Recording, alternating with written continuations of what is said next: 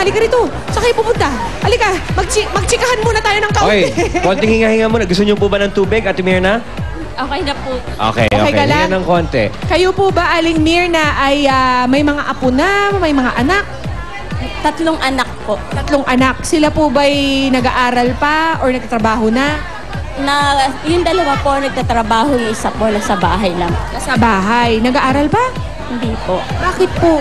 Ay, ano kasi yan siya, yung medyo mahina yung IQ niya. Ilan taon na po siya, Aling Mirna? 18 years old. 18 years old. Ito pong mahahakot ninyo. Para saan nyo po ilalaan?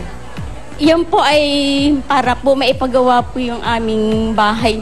Kasi pag umuulan, lagi yung tulo ng tulo. Tamang-tama. Kaya Aling Mirna, pala- magandang panahon magpagawa ngayon dahil tag-araw. Oo. Kaya kailangan maipagawa ko yung aming bubongan. Bakit maraming tulon? Opo. Siguro, kaya sa sobrang dami ng tubig na tumutulo, namumulaklak ang inyong mga koko, no? Ang mga daliri.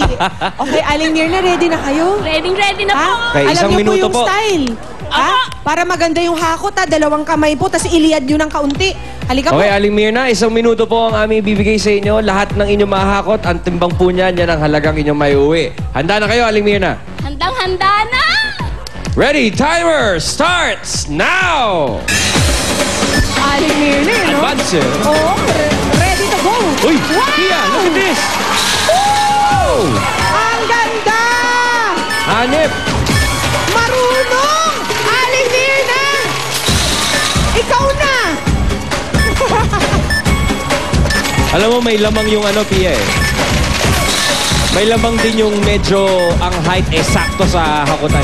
Okay, dahil ka-level. Oo. Ano mo? Hahakutin. Aling Mirna, bilib ako sa'yo Ibang klase ka. 25 seconds left. May misyon si Aling Mirna. Taray! Ay! Sayang naman! Ay, saya, Aling Mirna. Dahan-dahan at nang huwag malaglag. Kaya sinta niyo po. Ayun! 5 seconds! Ang galing mo, Aling Mirna. Time is up! Ang Okay. galing niyo naman maghakot, Aling Mirna. Huwag muna natin pakita kay Aling Mirna. Ito ba'y talagang napag-aralan ninyo sa kakapanood ng Itbulaga? Opo, araw-araw po. Lagi pa ako nasa Itbulaga. Alam ko na po yung style ng pag-akot. Well done! Okay. Aling Mirna, dahil pinag-aralan mo mabuti ang style ng paghakot, ito po ang timbang ng inyong iuwi. 43.23 kilos! Alam niyo po ibig sabihin nun? Alam niyo, di ba? 43,230 pesos! Maraming salamat po sa lahat sa Panginoon. Itbulaga! Talaga naman po. Aling Mirna, ito na po agad ang 43,230 pesos ninyo. Ano?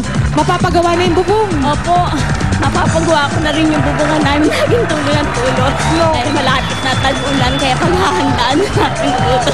Masaya po kami para sa inyo, Aling Mirna. Congratulations. At pwede ring manalo po ang mga Dabar Cards natin sa bahay ng 43,230 pesos. Thanks to Aling Mirna. At may kasama pang laman ng kahon. Pwedeng mapasa inyo yan. Plus, the 43,230. Abangan niyo lamang po ang ite-text mamaya. Aling Mirna, congratulations ulit. At susunod na, abangan ang special number ni Julia kasama ng band na Kiss Jane. Sa pagbabalik ko yan ng Eat Bulaga!